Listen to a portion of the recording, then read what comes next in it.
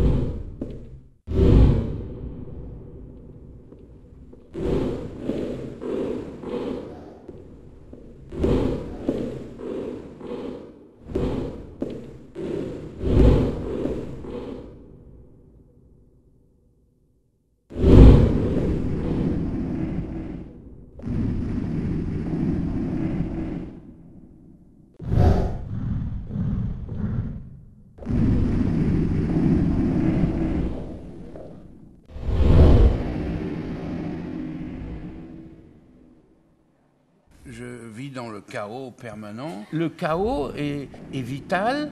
Ça me convient très bien. Le chaos est vital.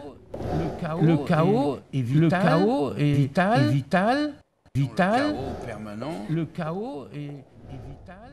La schizophrénie expérimentale, ça peut se faire avec de la mescaline, avec de la psilocybine, avec du théâtre, comme Artaud l'a fait, ou ça peut se faire tout simplement avec de la peinture, ou de l'écriture, ou de la musique. Le travail plastique, c'est de la philo. Que le travail du philosophe, si j'ai bien compris, c'est de forger des concepts. Alors, il disait, Gilles, que l'artiste, et le cinéaste, le poète, forge des concepts aussi. Et un autre point commun, que quand ils commencent, ils ne savent pas où ils vont.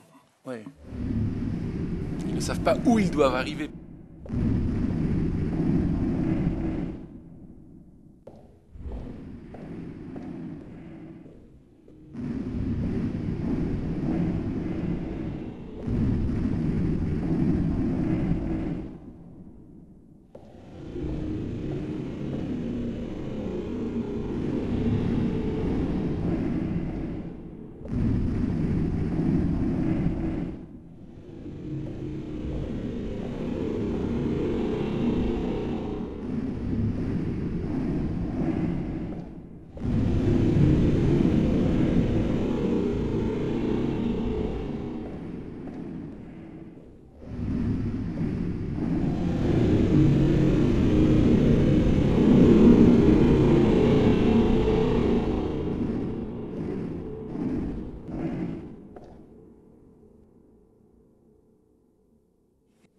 Ici, là, juste derrière vous en ce moment, il y a des douilles. C'est une douille. Mais je ne savais pas que c'était une douille. Je croyais que c'était un oiseau. Quand le canon tire, le projectile s'en va et tue, s'il vise bien. Et ce qui reste, ce sont des douilles. On sait qu'ils attendaient la mort et que c'était une bataille. Ils survivaient dans des circonstances absolument ignobles, de pourriture, de mouches, de tous les côtés, d'excréments, de cadavres qui putréfiaient parce qu'ils ne pouvaient pas enterrer leurs copains parce que s'ils se levaient, paf, ils prenaient une balle et ils mouraient à leur tour. C'était l'horreur des bombes. Ils ne pouvaient pas se laver, ils ne bouffaient pas. Ils avaient de l'eau juste partout. Ils étaient dans l'eau. chose, il y avait des rats, c'était l'ignominie, l'enfer total. Et dans cet enfer, c'est comme une sorte de bouteille à la mer, ils gravaient ces objets qu'ils envoyaient à leurs fiancés, à leurs enfants, à leurs parents, à leurs cousins, à leurs amis. Donc c'est des vendus, c'est jeté à la poubelle et c'est vendu dans les marchés aux puces où il y a des zèbres dans mon genre qui les collectionnent, qui les ramassent et qui les regardent et qui les installent à la Maison Rouge. Vous voyez, il y a tout un cycle, il y a tout un cycle, il y a tout un cycle, il y a tout un cycle.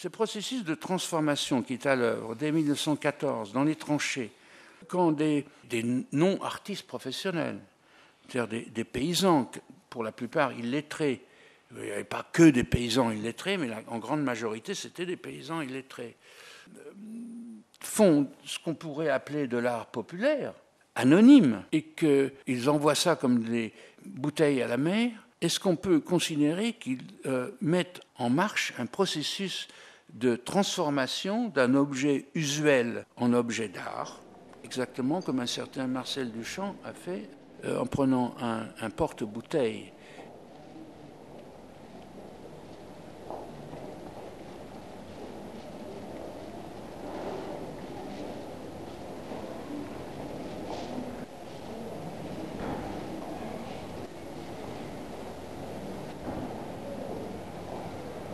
C'est-à-dire, s'agit-il d'artefacts ou d'objets d'art?